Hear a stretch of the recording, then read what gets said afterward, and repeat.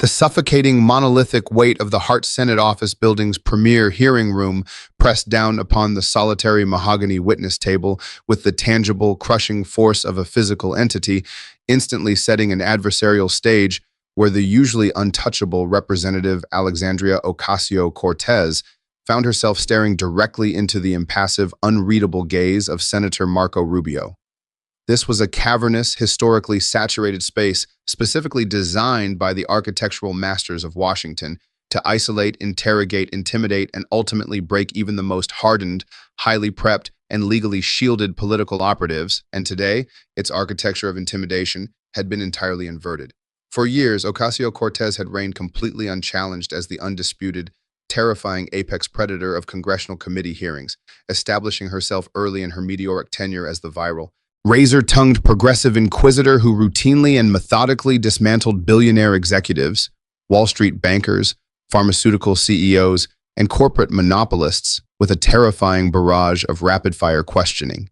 She was a master of the modern political theater, commanding a highly coordinated, omnipresent social media army ready to instantly clip, edit, and broadcast her rhetorical triumphs into tens of millions of views across every digital platform on the internet, turning dry legislative procedure into inescapable cultural moments. But today, the traditional, deeply entrenched, and highly choreographed architecture of congressional power had been brutally and deliberately flipped by the opposition, systematically stripping away every single one of the institutional advantages and optical superiorities she usually commanded from the high ground of the committee dais. She was no longer sitting elevated above the fray in a leather-backed chair, flanked by sympathetic colleagues and whispering aides, looking down with righteous indignation at a cornered, sweating corporate executive squirming uncomfortably under the searing fluorescent lights. Instead, she was sitting entirely alone at the incredibly exposed, remarkably small witness table, bathed in the unforgiving, sterile, and blinding glare of a dozen high-definition television broadcast lights, forced to look upward across the vast, intimidating expanse of the room toward Rubio, who sat anchored in the center of the dais with the absolute stillness of a predator waiting for the precise moment to strike. The stakes in this cavernous, wood-paneled room were no longer the abstract policy debates, theoretical economic arguments, or high-minded ideological posturing that usually defined her carefully curated, heavily managed, viral moments. They were entirely existential, inextricably tethered to a labyrinthine, rapidly expanding federal criminal investigation into a massive multi-million-dollar green energy slush fund that had somehow, inexplicably, been authorized, expedited, and shielded from standard bureaucratic oversight by the direct administrative actions of her own tightly controlled legislative office. The room itself was packed dangerously and uncomfortably beyond its legal fire code capacity, the massive public gallery overflowing with a suffocating, hyper-attentive, and entirely ruthless mix of ravenous investigative journalists, breathless political aides, hostile partisan operatives, nervous legal observers, and ambitious opposition researchers. Every single person crammed into the chamber recognized with absolute, chilling, and undeniable certainty that they were about to witness a seismic, historically unprecedented, and potentially career-ending shift in the delicate Washington ecosystem. The ambient noise in the chamber was a low, chaotic, and highly anxious hum of frantic whispering, the scratching of pens on yellow legal pads, the muffled clicking of smartphones, and the constant, nervous shifting of bodies crammed shoulder to shoulder in the hard wooden pews, creating a claustrophobic electric tension that seemed to vibrate visibly in the artificially cooled, heavily filtered air of the Capitol complex. Up on the elevated mahogany dais, flanked by the imposing gold-leafed institutional seals of the United States Senate and the American flag, Rubio did not possess the fiery, theatrical bluster, the table-pounding outrage, or the red-faced, vein-popping, screaming tactics of his more populist, camera-hungry conservative colleagues. Instead, he radiated a terrifying, surgical, and deeply unnatural calm, sitting perfectly rigid and entirely motionless in his high-backed leather chair with a singular, unblemished, and terrifyingly thin manila folder resting squarely in the exact geometric center of his pristine, otherwise empty desk. He did not open the highly anticipated proceedings with a grandstanding political monologue, nor did he launch into a predictable partisan broadside designed to generate cheap, easily digestible, and ultimately forgettable cable news outrage for the primetime evening broadcasts. When the committee chairman's heavy wooden gavel finally cracked through the low, buzzing murmur of the room, striking the sounding block with a sharp, percussive, and violent crack that signaled the official, unalterable start of the congressional record, Rubio leaned slowly, methodically, and almost imperceptibly into his curved gooseneck microphone. His voice registered barely above a conversational, intimate whisper, a deliberate, masterful, and highly manipulative acoustic tactic that instantly forced every single person in the massive chamber, from the hardened, cynical veterans in the front row of the press pit to the anxious, junior legislative staffers standing on their tiptoes in the very back of the gallery, to lean forward in absolute, breathless, and paralyzed silence just to hear the executioner's opening remarks.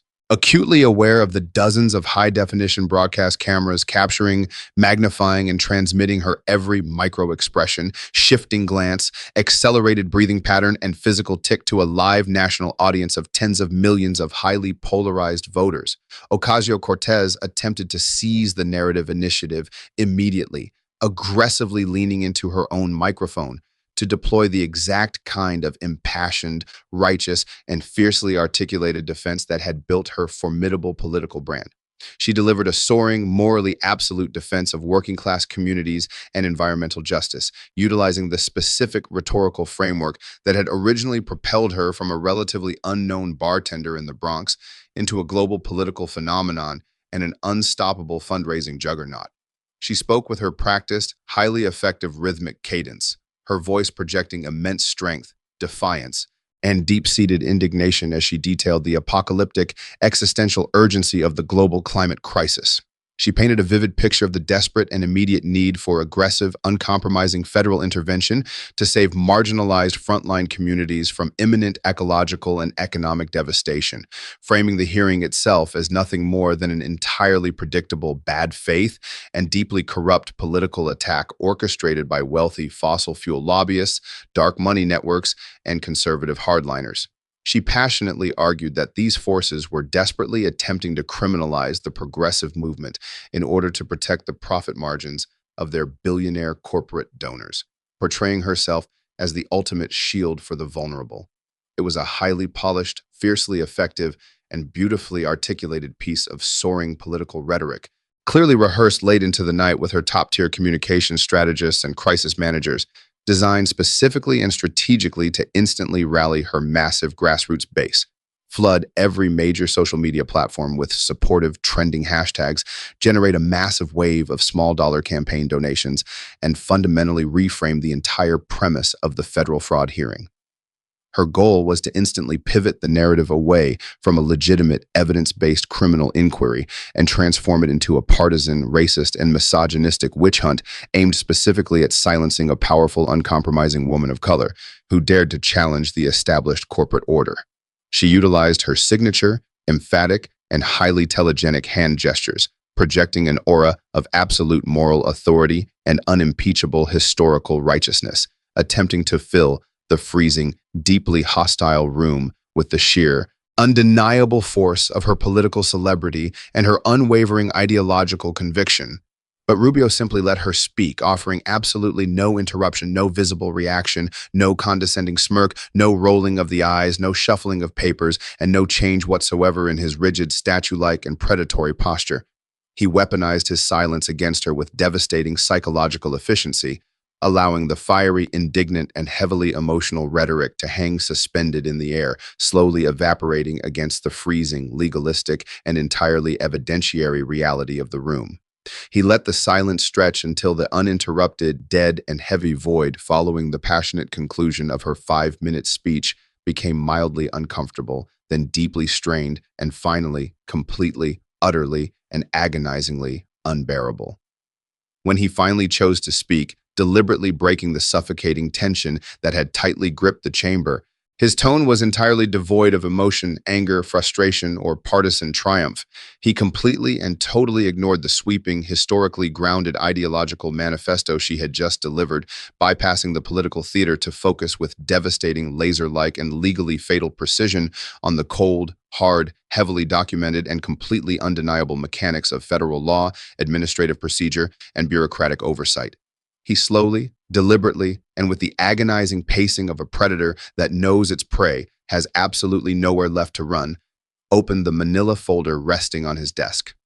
The dry, crisp sound of the thick paper turning echoed sharply in the painfully quiet room, like a steel knife being slowly drawn from a leather sheath. He withdrew a single, heavily redacted and densely typed document, holding it gingerly by the edges as if it were a highly volatile, active physical weapon ready to detonate upon impact. He began to read for the permanent, unalterable congressional record, and he was not reading from a political manifesto, a partisan op-ed, a conservative think tank white paper, or a sensationalized news article. He was reading directly from a sworn, notarized, and legally binding affidavit submitted under the strict, unforgiving penalty of federal perjury. The document was authored by the former chief financial officer of a prominent, highly connected solar energy consortium, a shadowy, newly formed, and completely unvetted corporate shell entity that had mysteriously received $45 million in expedited, taxpayer-funded federal grants merely weeks after Ocasio-Cortez's congressional office had submitted a highly unusual, historically unprecedented, and administratively shocking waiver request. This waiver was specifically designed to completely bypass all standard Department of Energy oversight protocols, mandatory environmental reviews, and rigorous financial audits. Looking up from the stark black and white text of the document, his dark, unreadable eyes locking onto hers with a terrifying, unblinking emptiness that offered absolutely no quarter, no sympathy, and no political exit ramp, he asked her, with chilling, stripped-down, and legally lethal simplicity, if she had personally, whether verbally or in writing, directed her chief of staff to authorize and transmit that specific multi-million-dollar oversight waiver to the executive branch. The question deployed by Rubio was a perfectly constructed, inescapable, and legally flawless jurisprudential bear trap meticulously designed over weeks of intensive preparation by veteran federal prosecutors, seasoned constitutional lawyers, and expert congressional investigators, leaving absolutely no room for philosophical pivoting, rhetorical evasion, ideological grandstanding, or the deployment of prepackaged talking points. The brutal, unforgiving political and legal calculus of the trap was instantly, viscerally apparent to every single seasoned journalist, white-collar defense attorney, and veteran political operative sitting in the breathless, hyper-focused room. If she answered yes, she was willingly confessing on live, uninterrupted national television to intentionally bypassing critical, mandatory federal anti-fraud safeguards for a shell company that was currently the primary target of a massive, sprawling, and highly publicized Department of Justice criminal probe, implicating herself directly in the conspiracy and likely triggering an immediate, highly destructive ethics investigation, if not a direct formal criminal referral to the Attorney General. If she answered no, she was publicly and ruthlessly throwing her most trusted, fiercely loyal, and long-serving senior staff members under the bus, destroying the legendary internal loyalty and cohesion of her own office, and confessing to a catastrophic, humiliating, and perhaps criminally negligent lack of administrative oversight regarding tens of millions of taxpayer dollars flowing directly and unchecked through her own legislative operation.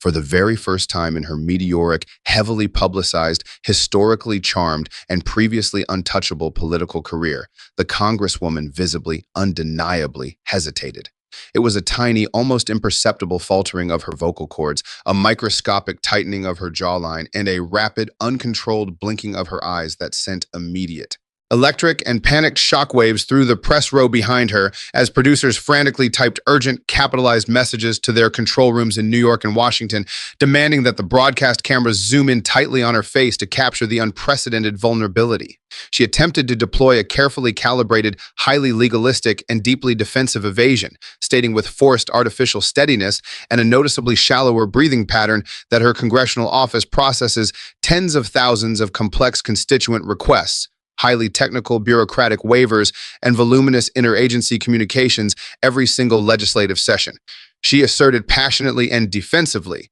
that it is the fundamental moral and sworn constitutional duty of a congressional representative to aggressively cut through sluggish, unresponsive Washington red tape in order to deliver vital, life-saving logistical services and economic relief to vulnerable, historically marginalized communities during unprecedented times of environmental and economic crisis. It was the exact type of practice, slippery, and ultimately empty non-answer that usually frustrated congressional investigators, generated muddy, inconclusive headlines, and successfully allowed skilled politicians to run out the clock on their allotted questioning time. But Rubio did not raise his voice in protest. He did not bang his gavel to demand order. He did not interrupt her monologue, nor did he express the slightest bit of partisan frustration, annoyance, or impatience.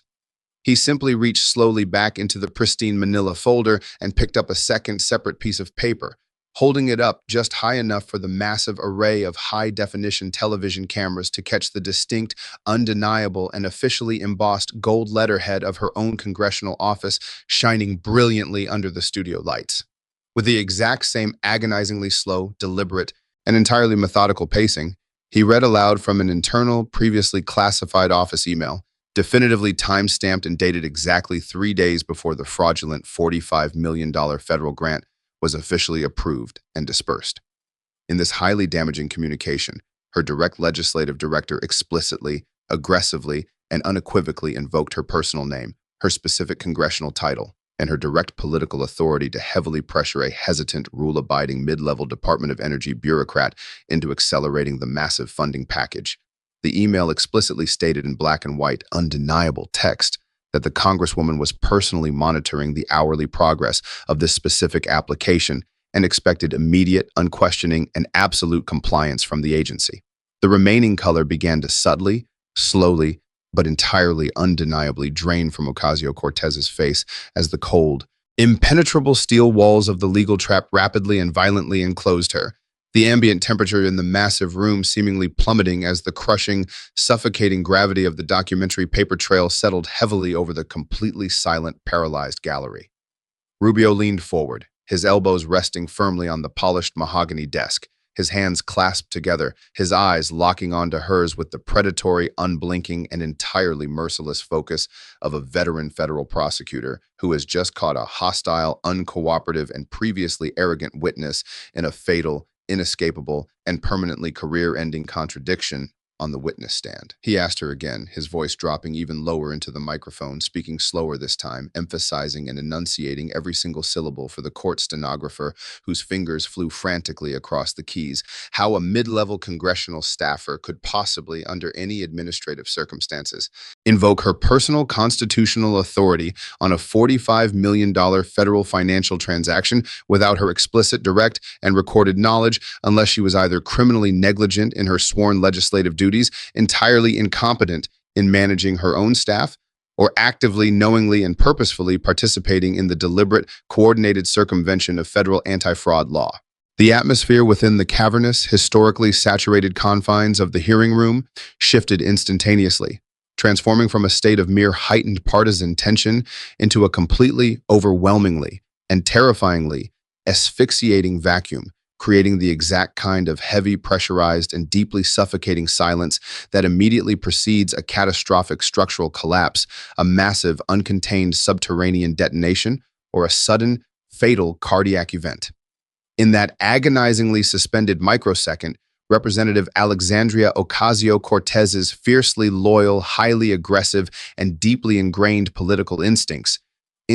meticulously honed over years of miraculously surviving the brutal, unforgiving, and hyper-competitive trench warfare of New York machine politics, alongside the relentless, bad-faith scrutiny of the right-wing media apparatus, screamed at her with every fiber of her being to violently reject the premise of her entrapment, urging her to fight back with the righteous indignation that had built her global brand, to raise her voice to a deafening, morally absolute pitch, to pound her fists indignantly and theatrically on the green felt of the witness table, and to fiercely, loudly, and unequivocally denounce the entire foundational premise of this surgical line of questioning as nothing more than a manufactured, highly coordinated, and deeply corrupt corporate conspiracy specifically designed by shadowy billionaires to break the spirit of the working class and silence their most effective champion. But the razor-sharp, completely unavoidable, and terrifyingly real legal reality of imminent federal perjury charges loomed like a freshly sharpened, gleaming steel guillotine over every single syllable she was about to inadvertently utter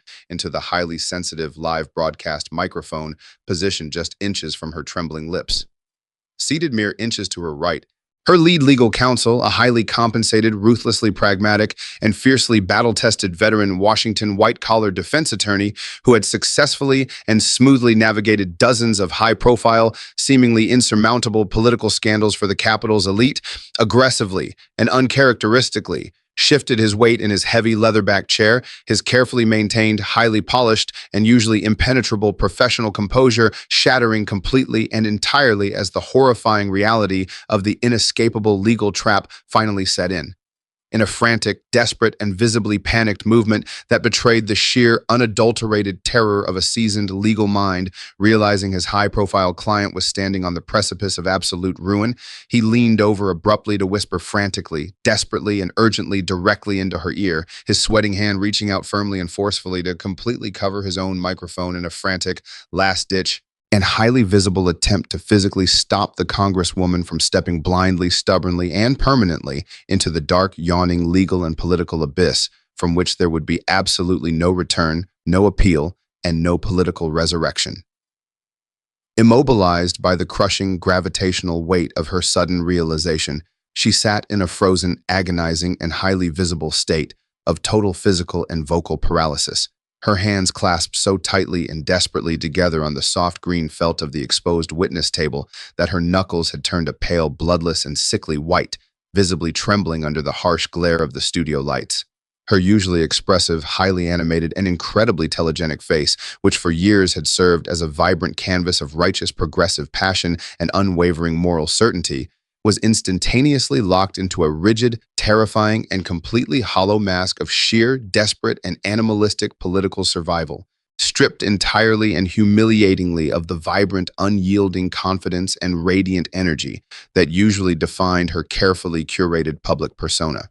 The suffocating silence stretched out in the deeply hostile room for an excruciating 10 seconds, then a torturous 20, and finally an agonizing 30 seconds. An absolute, historically unprecedented, and deeply, viscerally painful eternity in the middle of a live, nationally televised primetime congressional broadcast. A void of dead air filled only by the manic, relentless machine gun-like clicking of dozens of high-end camera shutters erupting from the crowded press pit in a deafening, mechanical crescendo. The seasoned photojournalists, recognizing the exact historical and deeply humiliating magnitude of the unfolding disaster, were permanently capturing the precise, devastating moment, the previously untouchable progressive icon, the undisputed apex predator of committee hearings, realized with horrifying clarity that she had been thoroughly, completely, and inescapably outmaneuvered, outsmarted, and systematically destroyed on her very own chosen rhetorical battlefield. When the crushing weight of the silence finally forced her to act, and she managed to pry open her tightly locked jaw, the voice that emerged into the breathless room was entirely stripped of all its usual fiery resonance, towering confidence, and commanding moral authority, reduced instead to a fragile, wavering whisper of defeat. She offered a strained, hollow, heavily caveated, and deeply cowardly legally defensive response, stating mechanically, quietly, and with eyes darting nervously toward her panicked lawyer, that she would need substantial, uninterrupted time to thoroughly and meticulously review the specific internal communications being presented by the committee, hiding behind the desperate assertion that she could not independently verify the authenticity, the exact origin, the internal drafting process, or the broader operational context of emails lacking full administrative background without extensively and privately consulting her legal counsel and her senior legislative staff. Across the vast expanse of the room, Senator Marco Rubio did not smile. He did not gloat. He did not lean back in his high-backed leather chair in a display of arrogant partisan victory, nor did he aggressively press further for a dramatic, cinematic, courtroom-style confession. He had already cleanly and efficiently extracted exactly what he needed, exactly what he had meticulously planned for: the devastating, politically paralyzing, and permanently damaging, indelible image of a politician globally famous for her absolute, uncompromising, and highly vocal moral certainty, now cowering silently, weakly, and hypocritically behind the exact same bureaucratic amnesia, demands for delayed internal reviews, and cowardly, highly parsed legalistic evasions successfully utilized by the very same corrupt corporate executives and billionaire CEOs she had built her entire political brand on publicly destroying and humiliating. Operating with a terrifying surgical calmness, he slowly, methodically, and with chilling, deliberate precision, closed the thin manila folder resting on his pristine desk, aligning its edges perfectly and obsessively with the sharp, polished mahogany corner in a highly symbolic, visually striking gesture of absolute, unyielding, and legally fatal finality. Breaking the remaining tension with a voice that echoed with quiet, devastating, and undeniable institutional authority, he stated for the permanent record that the committee would be immediately submitting the entirety of these damning, heavily verified documents, completely unredacted and fully authenticated, directly to the federal grand jury currently impaneled by the Department of Justice in the Southern District of New York for comprehensive, immediate, and unforgiving criminal review. The immediate aftermath was triggered when the committee chairman's heavy wooden gavel struck the sounding block with the brutal, echoing, and definitive finality of a heavy iron prison door slamming permanently shut, instantly adjourning the catastrophic hearing and immediately dissolving the frozen, paralyzed, and breathless room into a chaotic, deafening, and highly aggressive frenzy of unrestrained panic, journalistic adrenaline, and political chaos. Shouting reporters desperately and aggressively sought a usable comment, scrambling recklessly over the hard wooden pews. Panicked congressional aides frantically tried to form a physical, moving barrier with their bodies, their faces pale with profound shock. And frantic television producers screamed urgent, profanity-laced instructions into their headsets to keep the live national feeds rolling continuously to capture every single second of the historic, unprecedented fallout.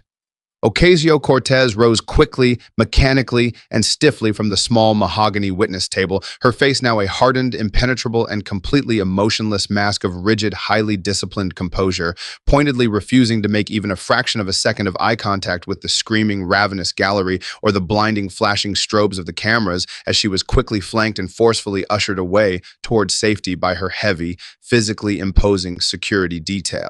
But as she made her desperate, hurried way through the dense, suffocating, and highly aggressive throng of blinding television lights, violently thrust microphones, and loudly shouted accusatory questions, moving urgently toward the heavy marble exit doors leading to the temporary sanctuary of the private congressional corridors. The highly encrypted, ultra-secure messaging app on her chief legal counsel's tightly clutched smartphone suddenly illuminated the dim hallway with a frantic, red-flagged, and vibrating push notification. It was a high-level, highly unauthorized, and incredibly dangerous encrypted leak originating from a deeply embedded, top-tier, and historically reliable contact operating deep inside the senior executive leadership of the Department of Justice, a clandestine contact who only breached protocol when the institutional machinery of the federal government was preparing to completely and irreversibly annihilate a political target.